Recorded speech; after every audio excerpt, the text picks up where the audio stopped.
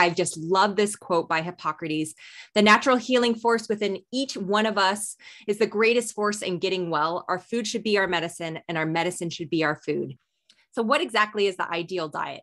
So highly digestible diets, rich in antioxidants and omega-3 fatty acids, are going to help reduce the development of what we call sarcopenia. So that's muscle loss in both our dogs and our cats.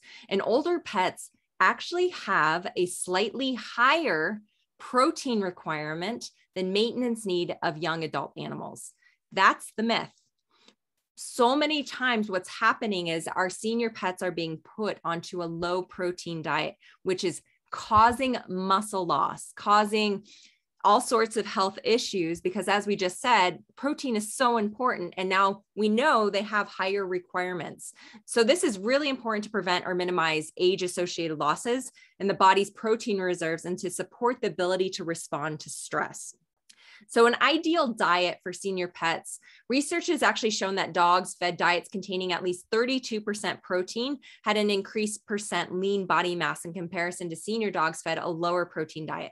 Cats are obligate carnivores. They are much higher. So cats, it should be typically 5% or less of carbohydrate content. So if you were to calculate how much carbohydrates are in your kibble, you'll be shocked. So what you do is you add up everything on that label. So your proteins, your fats, your moisture, and your ash content, and subtract it from 100, and that gives you the carbohydrate content.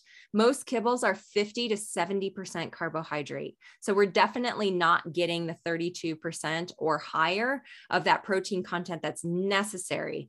And then also, one of the interesting things about a lot of the microbiome research that's coming out is fiber. Fiber feeds the good gut bacteria. It feeds that microbiome, which is essential to an optimal immune health. 70% of the immune system is actually in the gut lining. And we've actually seen that adding in fermentable fiber to the diet. So especially if you have a pet with kidney disease, dogs and cats, what happens is now the bacteria in the microbiome are actually digesting the protein, and they're using that fiber as a food source. And your dog and your cat are going to have less of these byproducts that turn into the toxins that don't make them feel good. So that's a great way to help them. Now, greater than 10% fiber, it actually in research has shown to cause decreases in protein digestibility, and it can bind up minerals like calcium, magnesium, zinc, and iron, which are really, really important for immune health, joints, and bone health. And also recently with the whole DCM heart issue, they're finding that the diets were too high in like pea proteins, pea fiber, and that was affecting taurine and the way that those are being absorbed, and also making sure that we're sourcing appropriately. There's a lot of factors that go into it, but fiber can be your dog and your cat's best friend, especially when we're trying to optimize that microbiome. We want to be ensuring that we're adding in fresh foods into that diet, whether that's feeding a whole entire fresh food diet, pre-made, home cooked, making sure that it's balanced appropriately, or doing like a raw or dehydrated diet and adding in those vegetables, adding in those meats, adding in sardines and eggs. But we need to be adding that in a couple times a week at bare minimum.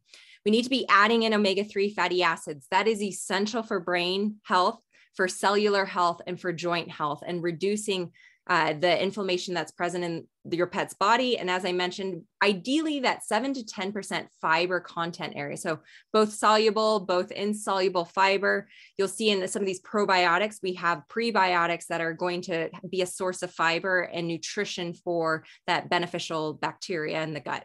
And then of course, we're going to talk about supplements that are going to fill in the gaps. We never use supplements as a sole treatment. What they're being used as are, where is our pet lacking, or where do they need a little bit of extra help? And we're going to talk about that.